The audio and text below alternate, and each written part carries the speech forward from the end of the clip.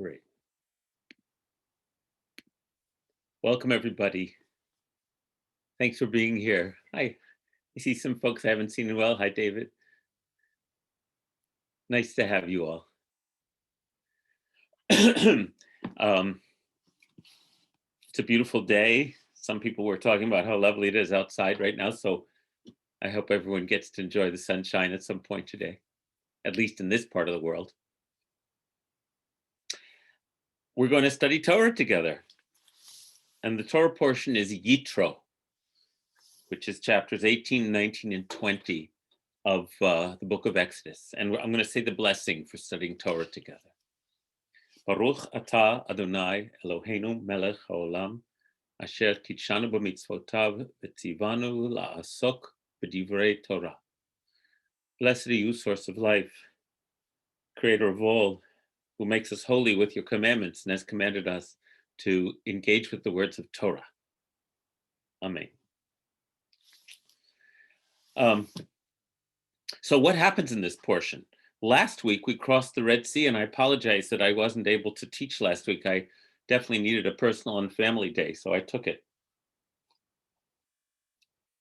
But no crisis or anything, just one of those days. Last week was the passage of crossing the Red Sea, very dramatic. We chanted it in synagogue, the song that's sung when crossing the sea. And this week is equally dramatic because it is the receiving of the 10 Commandments at Mount Sinai.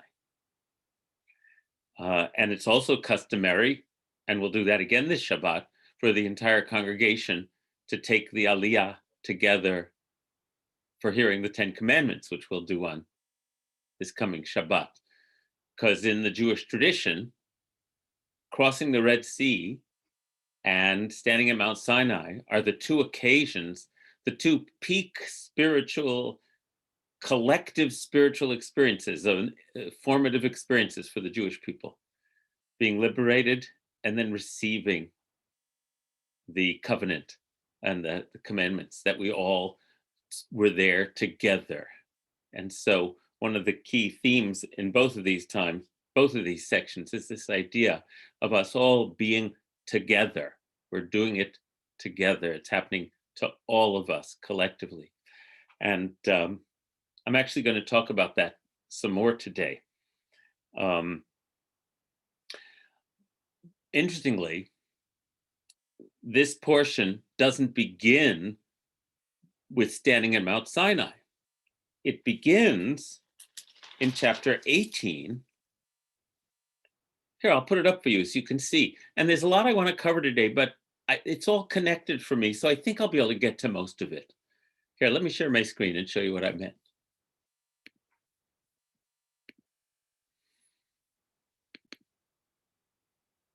Here's chapter 18. The portion's called Yitro. Yitro in English is Jethro. Jethro is Moses' father-in-law. And it says, Jethro, priest of Midian, Moses' father-in-law,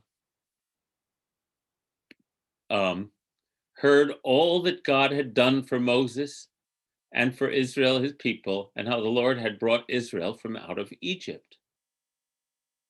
So Jethro, Moses' father-in-law, took Zipporah, Moses' wife, after she had been sent home, and her two sons, of whom one was named Gershom, that is to say, I have been a stranger in a foreign land.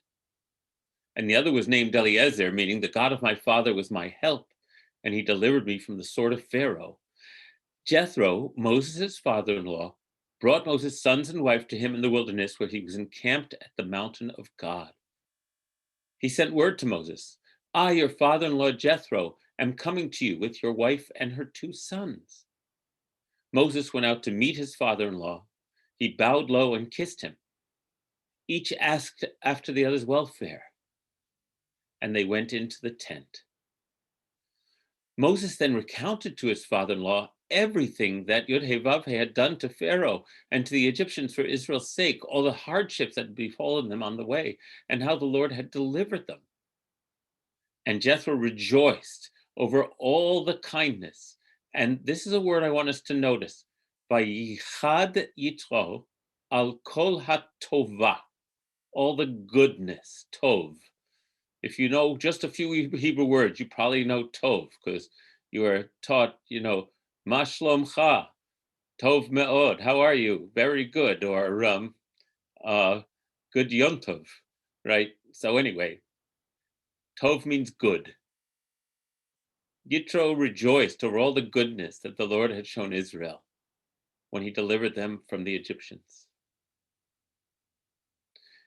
Vayomer Yitro, look at this Hebrew, Baruch Hashem, blessed be the Lord. Baruch Hashem, he says, who delivered you from the Egyptians and from Pharaoh, and who delivered the people from under the hand.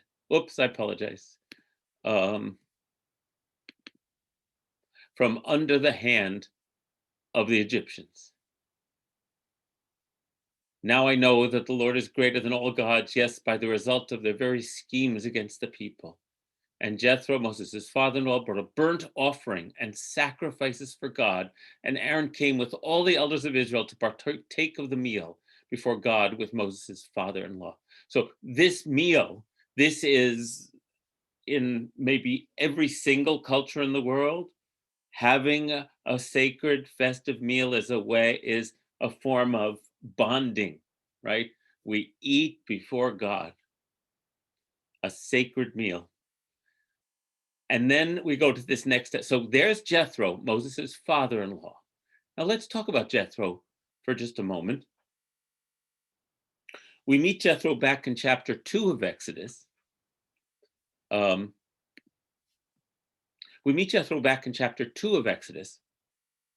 When Moses runs away from Pharaoh, comes to the well of where Jethro lives, rescues several of his daughters, and then the daughters go back to their father, who says, so he rescued you, why didn't you invite him over so we could offer him hospitality?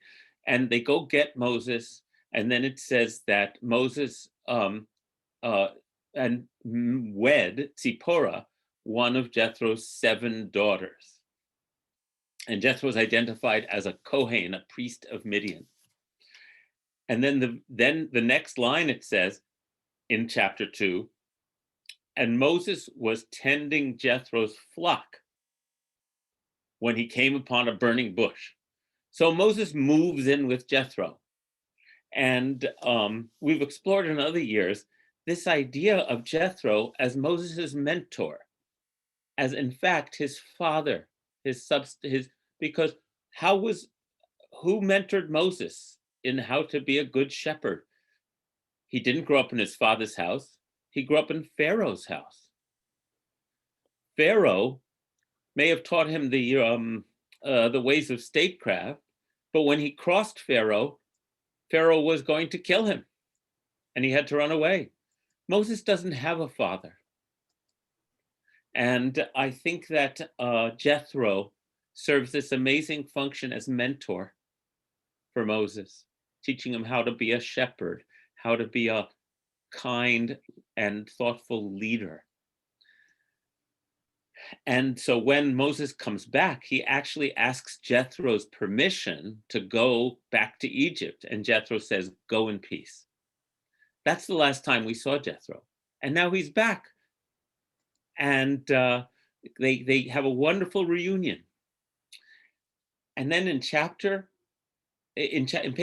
verse 13 comes this really interesting section. Next day, Moses sat as magistrate among the people, while the people stood about Moses from morning until evening. But when Moses' father-in-law saw how much Moses had to do for the people, he said, Ma hadavar hazeh asher ata oseh la'am? What is this thing that you are doing to the people? Madua ata yoshev levadecha? Why do you act alone while all the people stand about you from morning until evening? So first of all, I like the way that Jethro just sort of, there's a relationship here where he tells Moses what to do. Moses replied to his father-in-law, "It is because the people come to me to inquire of God. When they have a dispute, it comes before me, and I decide between one person and another, and I make known the laws and teachings of God." And then Moses' father-in-law said to him, "The thing you are doing is not right." Vayomer choten Moshe elav, lo tov hadavar asher toseh. Not good. Not good. Okay, we had the word tov before. Here it's not good. You will surely wear yourself out, and these people as well, for the task is too heavy for you. Lo tuchal osehu livadecha. You cannot do it alone. So there's a key words here that I'm going to point out to you. Now, listen to me. Ata shma bekoli. Pay attention to my counsel, and God be with you.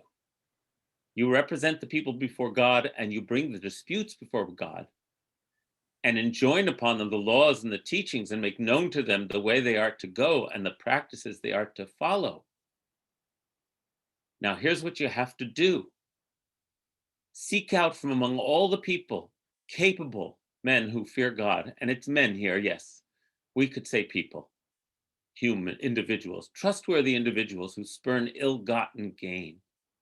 Set these over them as chiefs of thousands, hundreds, fifties, and tens, and let them judge the people at all times. Have them bring every major dispute to you, but let them decide every minor dispute themselves. Make it easier for yourself by letting them share the burden with you. If you do this, and God so commands you to, by the way, you will be able to bear up. And all these people, too, will go home unwearied. Shalom. And Moses heeded his father-in-law and did just as he had said. And Moses chose capable people out of all Israel, appointed them heads over the people, chiefs of thousands, hundreds, fifties, and tens, and they judged the people at all times. The difficult matters they would bring to Moses, and all the minor matters they would decide themselves. Then Moses bade his father-in-law farewell, and he went his way to his own land. Now, the very next chapter, they set up camp at Mount Sinai. Here, I'll stop sharing for a while. I really love that chapter. I love the relationship between Jethro and Moses, and the key words there, alone and lo tov, not good, we find in one other place in the Torah. Some of you may remember where. If you want to guess, I'm happy to tell you, of course.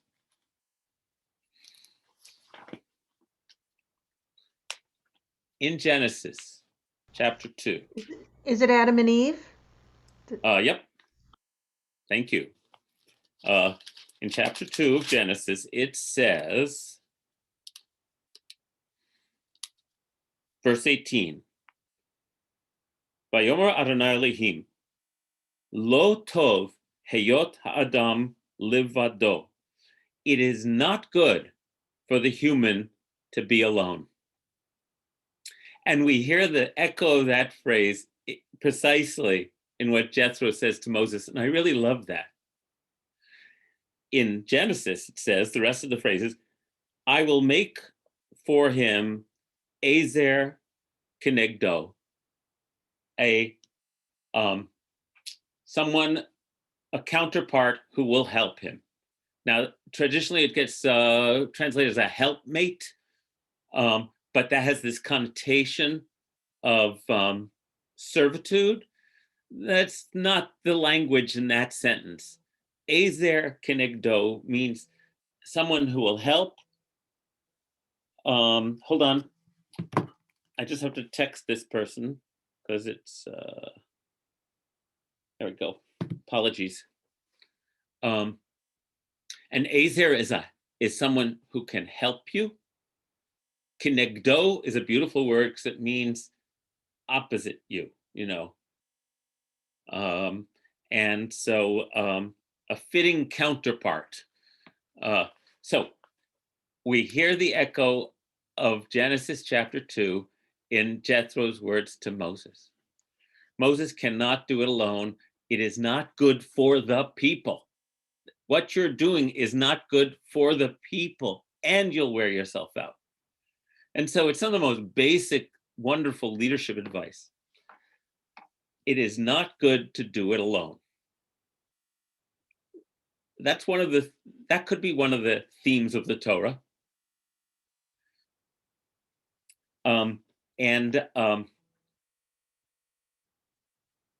Okay. And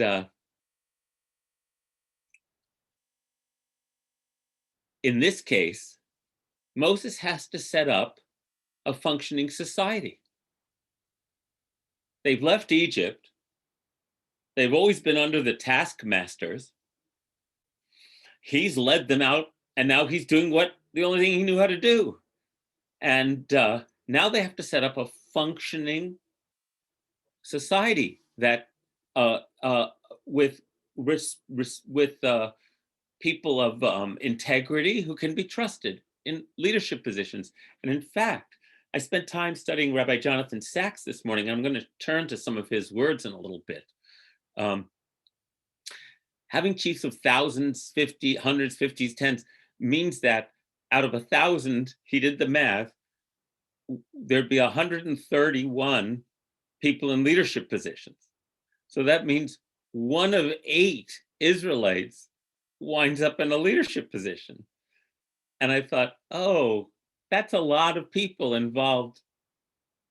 And it's good, right? It's good. It's good. There's on every level, from the familial to the neighborhood to have a society that can actually function with trust. You need trustworthy leaders on every level of organization, all the way up to the top. And that's what Moses then implements. And that's what happens in chapter 18. Oh, David Kagan asks, in the beginning of the chapter, Yitro is with Tzipporah and her children. Did Tzipporah not go into Mitzrayim with Moses? There are a lot of inconsistencies in this story, which leads most biblical scholars to assume that we have different narrative traditions that have been woven into one story. Because back in chapter 4, when Moses asks Jethro's permission to go to Egypt, he takes Tzipporah with him. Because it then says in the next verse, in a night encampment along the way, this is in chapter 4, an angel the angel of death attacked Moses, and Tzipporah rescued him. And so it's like, so I guess Tzipporah went with him to Egypt. And then we get in this chapter that Tzipporah is with her father-in-law. That's my answer. It's interesting. And of course, there's a lot written to try to fill in those gaps and harmonize them. But on the face of the story itself, it's just, nope, in this version, she goes with him. In this version, she stayed home. And then it got, well, I don't know. But it's the right question to ask. Another question that'll come up for observant readers is that Moses' father-in-law has many names. Some of you may know this. Here he's Yitro, but later in the book of Numbers, his name is Chovav, son of Reuel, and Blaze. Hold on a second, and I'll answer that question. Chovav, son of Reuel. Elsewhere he's Reuel.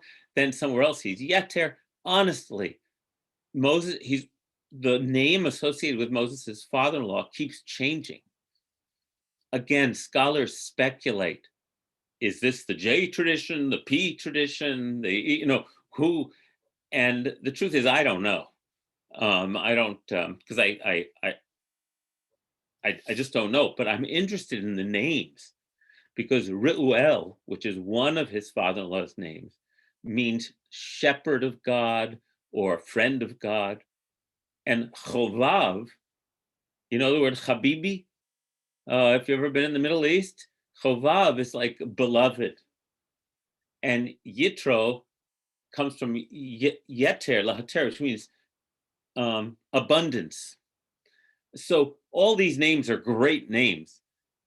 And as I say, there are many explanations as to why Moses' father-in-law has different names, but none of them are like the answer. I don't know. It's just that's the tradition.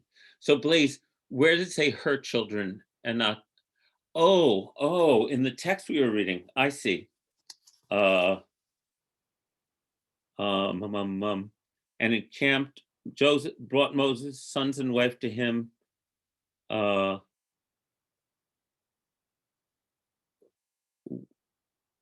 And her two sons. I don't know. It says her two sons. As I said, we'll find a lot of inconsistencies, and that might be just, I have no idea. Okay.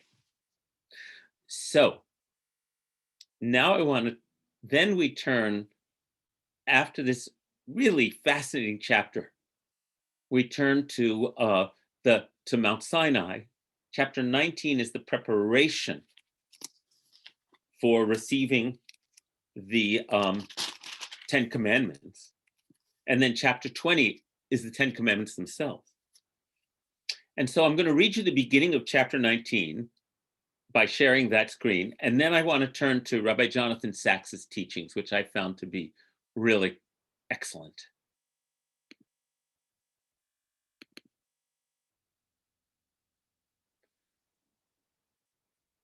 So Moses bade his father-in-law farewell, and he went back to his own land. Then, and on the third new moon after the Israelites had gone forth from the land of Egypt, on that very day, they entered the wilderness of Sinai. Having journeyed from Rephidim, they entered the wilderness of Sinai and encamped in the wilderness. Israel encamped there in front of the mountain. There's that word neged, like a helpmate. Neged is to meet you, in front of you. And Moses went up to God, and the Lord called to him from the mountain, saying, "Thus shall you say to the house of Jacob, and declare to the children of Israel. You have seen what I did to the Egyptians, how I bore you on eagle's wings and brought you to me. Now then, if you will obey me faithfully and keep my covenant, you shall be my treasured possession among all the peoples. Indeed, all the earth is mine, but you shall be to me a kingdom of priests and a holy nation. These are the words that you shall speak to the children of Israel. Mamlechet Kohanim v'Goy Kadosh." So in that instruction, first of all, I want to point out that it's conditional. If you accept this Torah, you can become a kingdom of priests and a holy nation, right? This is not the place. God has chosen us for a challenge, not because we're superior. So in this case, our potential is to be in a special relationship with the Creator is entirely contingent on our ability to fulfill these directives. And your mission, if you choose to accept it, and it is a mission impossible, but to strive for a good society is the impossible mission that is the core of Judaism. And I don't mean that exclusively from other efforts and other traditions. So this continues for me the theme of it's not good to do it alone. Right? First, we need a leadership structure with trustworthy individuals to knit the community together. But then we need something more than that. We need everybody to understand that they are part of a covenantal community. And as such, they are not, they're not consumers, they're not a receiver of services, they're not a taxpayer. They are, in fact, each in their own way, committed members of a sacred relationship, committed participants, partners is the best word. And that Hebrew word is brit. Brit means covenant.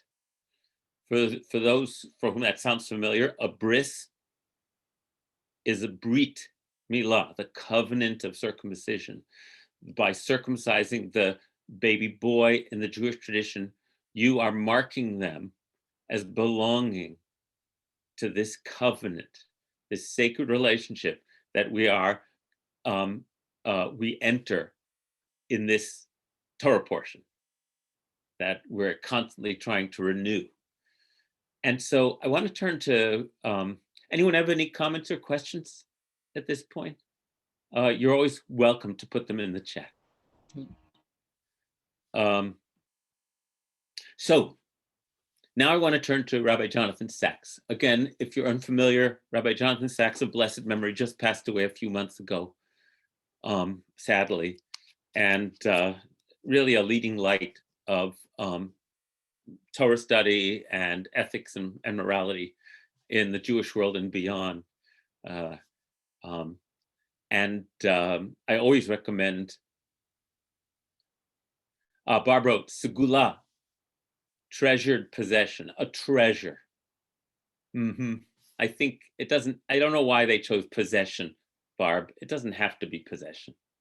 But a segula is a treasure, a treasured object, a treasured thing. So I'm always going to recommend his website for people who want to see what he has to say on any given week.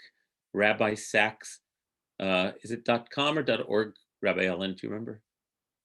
Okay, so let me share a document where I cut and pasted a couple of his recent, here we go. Beautiful. Okay.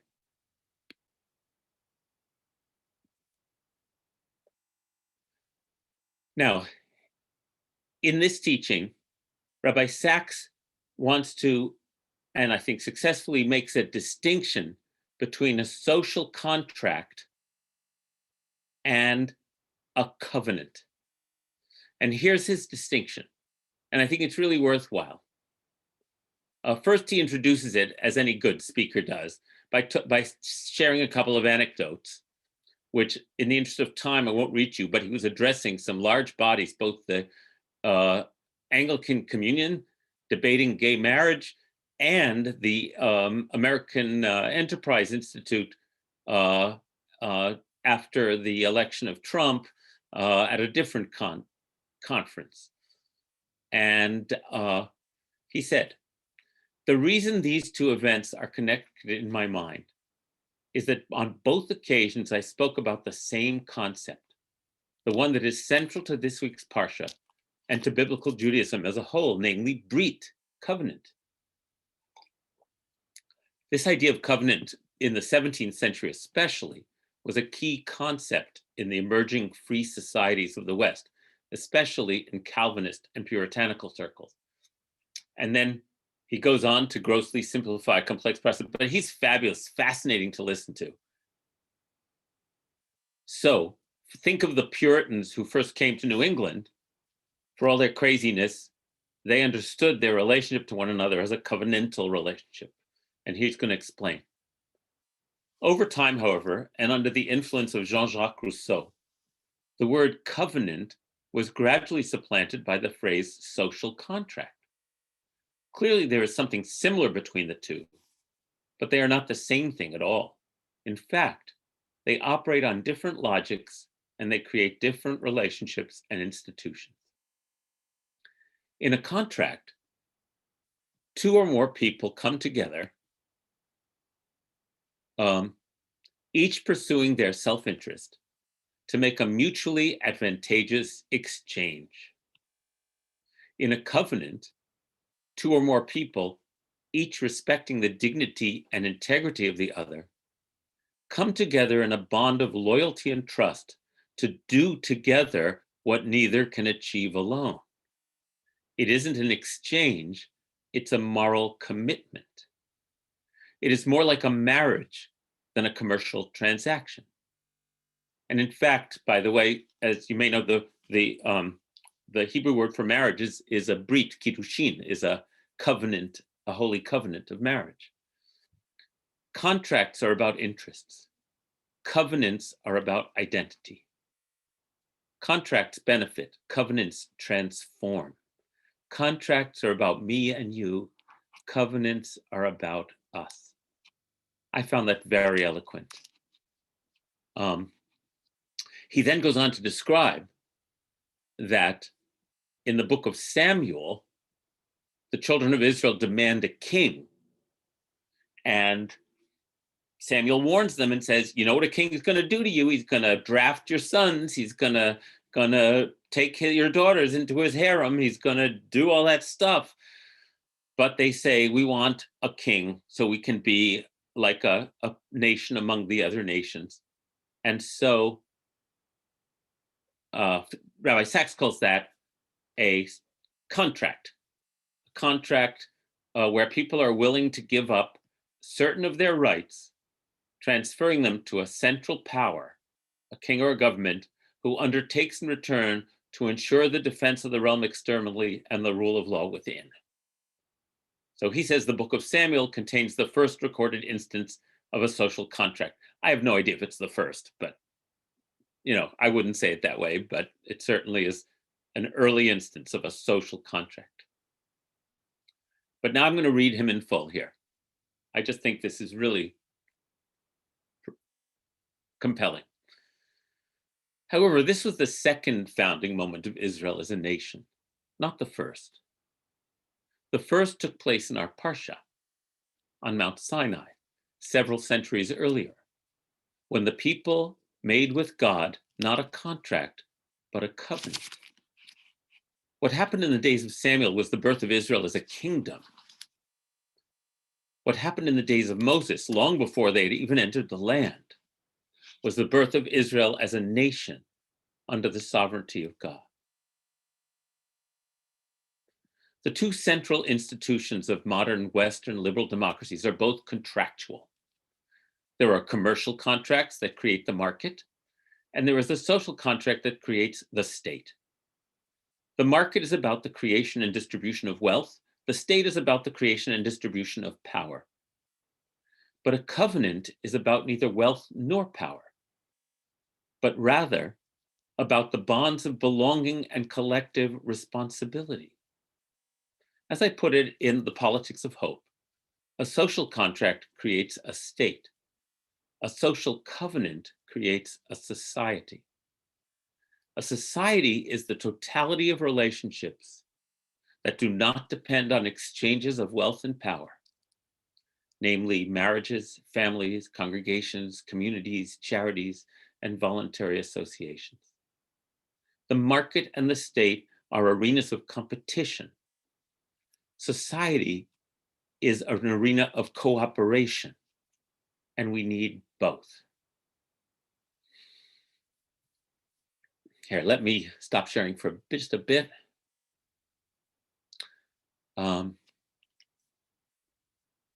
Roni says, from reading Rousseau, his social contract was exactly about forming a society and not acting as an individual with self-interest.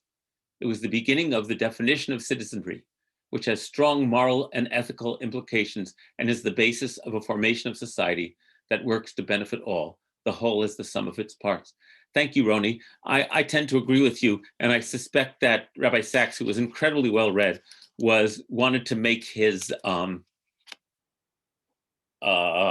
dialectic point here And I bet he would have an interesting conversation with you about that. So I agree with you. And so not to parse the terms, but the idea of the exchange of a contract.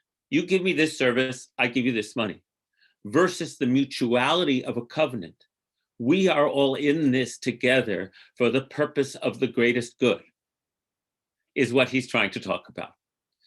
And I think one of the things I've witnessed over the last, my goodness, almost my entire adult life, is the devolution of, here in the United States of America, and in many, as a global capitalism has, taken over, of us no longer being called citizens, but being called consumers. It's an astonishing change of language, right? And for me, I've thought about this for years. It absolutely reflects the shift in focus from a covenantal society to a contractual one, as it were, to use these terms. And, despite all the people who weren't actually included in the sacred covenant of being an American that I grew up to internalize, the idea of our society that I was excited and proud to be a participant in, I was a full member of the covenantal idea of America, right?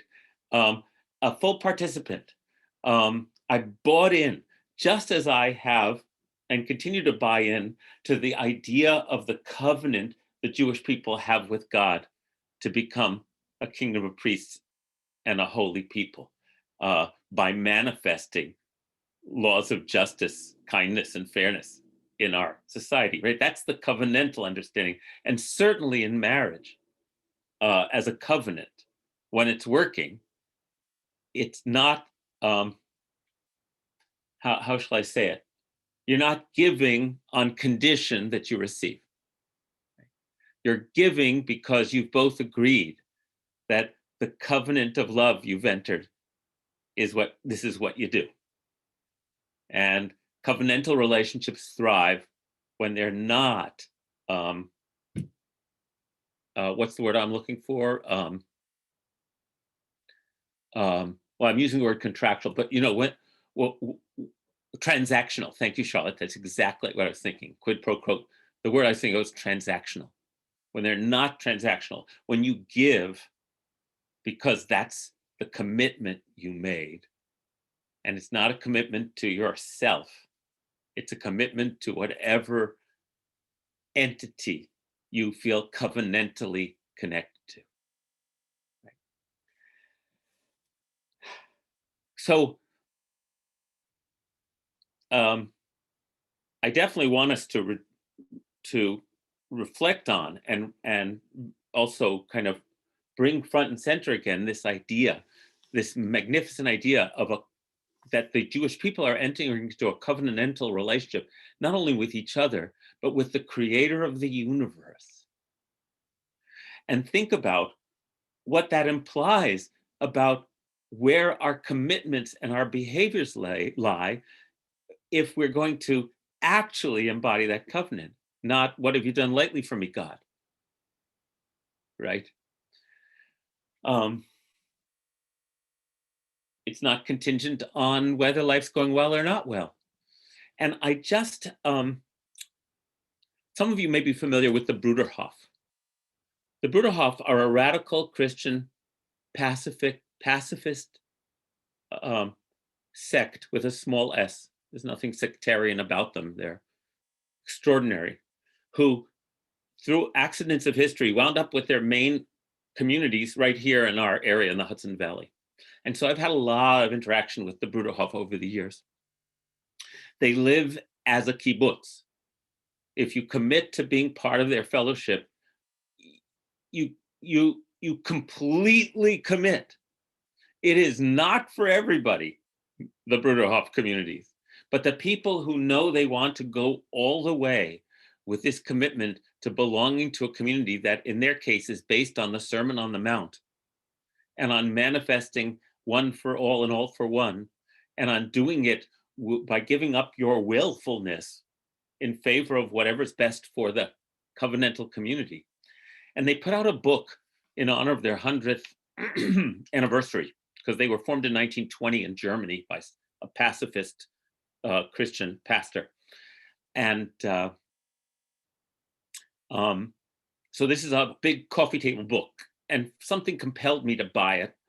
And I've been reading it the last few nights, and it's filled with the stories of 100 different individuals, as sort of profiling them and why they joined the Bruderhof and what it means to them. And it's truly a manifestation of this idea of a covenantal community. It's so admirable. You don't have to agree with all of their conservative with a small c social mores that hold them together, but their vision is a vision of love and of the hard. They have one after another. They say, this is no picnic, but this is where I want to be with the other people who have committed themselves in this completely wholehearted way to do it together. And this is what the Jewish people are being asked to do here at Mount Sinai, to make this commitment to one another, to love God, to not worship idols, to be good to their word, to not murder, to not commit adultery, to not bear false witness, to not steal, it's just, this is what they say, okay, barely. If you read on, it says, when the people heard what was actually demanded of them, they trembled and fell back. Because to truly manifest, think about marriage, think about any loving relationship where you're in it for the long haul. It's like, it is work every day. And yet, there's a sense that it's not good for the human to be alone. And I don't mean that just in terms of monogamy by any stretch of the imagination. That's not what I'm talking about, because that not good extends to social connection too. Ruth Hirsch says to everyone, in my experience, the Bruderhof live their values and truly help folks not part of their committed community. They help people in a variety of ways. I am a big fan of the Bruderhof. They are like the opposite of a cult. It's somehow they're pulling it off, creating this incredibly cohesive community without putting up walls around their around themselves in order to maintain themselves. I wish them continued success. The Jewish Sermon on the Mount? Oh, well, I studied the Sermon on the Mount with my friend, Father Matthew, Reverend Matthew. It's a fascinating thing to study it and see how Jesus is taking Jewish values and articulating them in an incredibly compelling way. Oh, yes, they're still in Rosendale. They're in Riften. Around here, they have a community in Riften, in Ulster Park, and up in Tannersville and Platte Clove. But they have many other communities. They're growing. They number in the thousands now. And Barb says, reminds me of the song Brotherhood of Man. Oh, from How to Succeed in Business Without Really Trying. Yeah, listen to that song. That's got an edge, that one.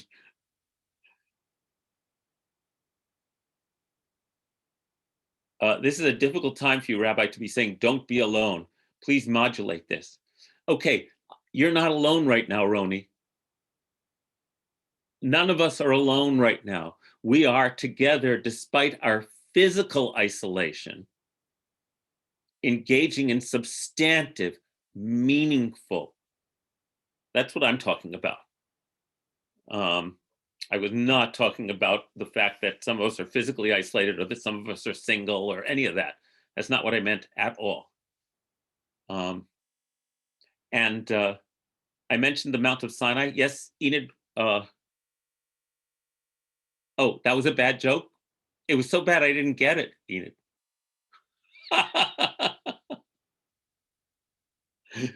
I'll need an explanation. um, okay, so we're once again, these talks always happen on mountains. They do, don't they? Sermon on the Mount and Mount of Sinai. I went to the Mount of Beatitudes north of Sea of Galilee. What a beautiful spot. That's where the Sermon on the Mount is said to have taken place. It's not much of a mountain, but it's gorgeous. But then in Israel, there aren't very many real mountains. They're more. Anyhow. Okay, I want to go back to Rabbi Sacks for a moment.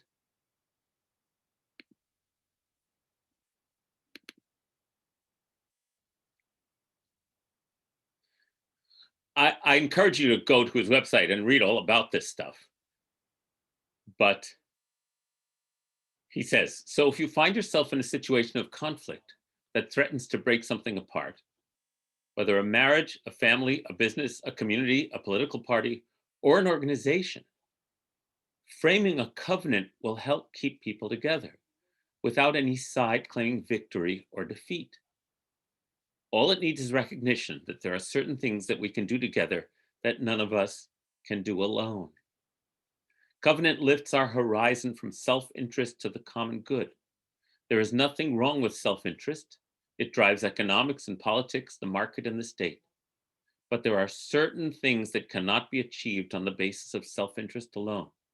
Among them, trust, friendship, loyalty, and love. Covenant really is a life and world-changing idea. And that's how he ends that particular column. And then Bonnie Meadow, who's here today, sent me this morning. And I cut and pasted from this website called thepeoplesinauguration.org. Here's their mission statement. America is in transition. Sound government is necessary, but it's not enough to create a society where we are all free. This work belongs to us, the people. And then they have an oath. I, Jonathan Kligler, do solemnly vow, it's based on the presidential oath, right? Well, that I will faithfully execute my role in healing, reimagining, and rebuilding our country, and will, to the best of my ability, preserve, protect, and defend dignity, justice, and joy for myself and for all around me, and that I will do so with love. And I read that this morning. I thought, that's just what I was thinking about what's happening at Mount Sinai here. We in America certainly need a renewal of our vows as Americans that go beyond exchange and transaction, which has been the driving factor of life, as I say, my entire adult life. This careening towards, as I'll repeat, being consumers instead of being citizens. And I thought that, again, as I always look at the Torah portion, as I've explained to you, and say, what is this reflecting to me about my life today? And again, that idea of covenant came in stronger than almost anything I could think about while I was reading. I'm just going to, that's about Yitro saying, it's not good, to be alone is not good. Okay, let me stop sharing the screen.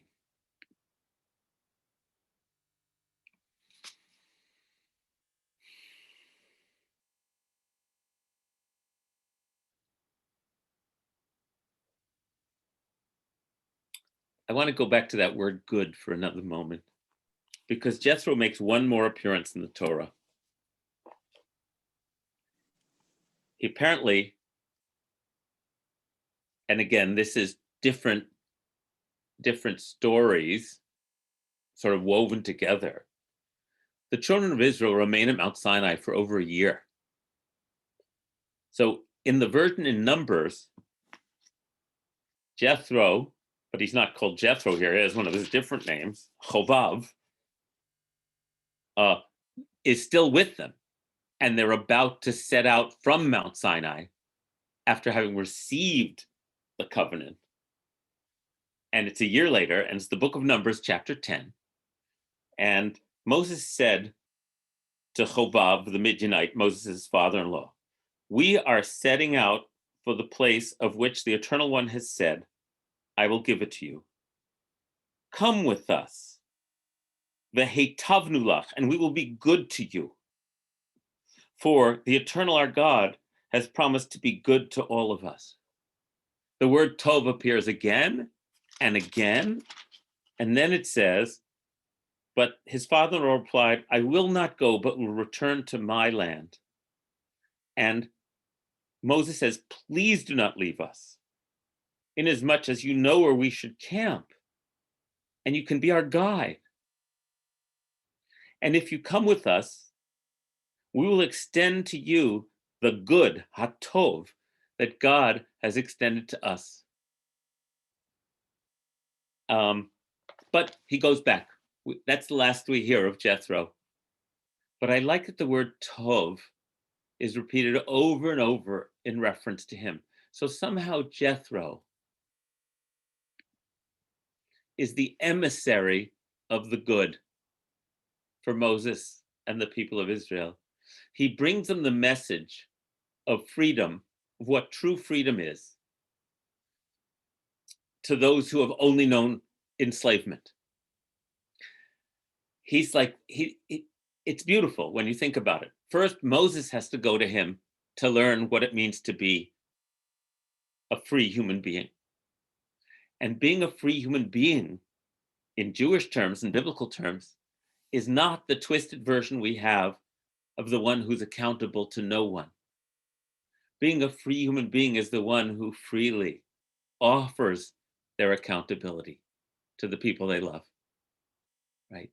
But in a society that's been based on enforced labor, oppression, and terror, they don't know what that is. They don't know what that goodness is. And Jethro is the one who then comes to them after they've left Egypt to describe to Moses once again, no, that's not good. Here's the good. Here's the good. Your freedom is so that you can freely, lovingly, willingly give up some of your own willfulness in order to participate in a community where the good of all is on everyone's minds. Deborah said, "It is so important that we renew the vow that all of us are entitled to life, liberty, and the pursuit of happiness." That's the covenantal essence of the United States. That's why, again, the idea of America has such an impact on the world, because it's expressed in this way. And I want to say that, again, to remind us that the idea of Judaism is also that we should become, all of us, a nation of priests, not just accountable, not just leaders accountable, but all of us accountable to the good of the community. And that by taking on the 10 Commandments, we all hear them because we are all responsible for them. Because if only some of us take responsibility for them, then the holy society cannot emerge. So here's to both being faithful to that Jewish covenant and faithful to the covenant and the idea of the United States, which we need it more than ever right now. And we'll keep practicing, which is all we can do. So I think it's time to stop. Let me stop.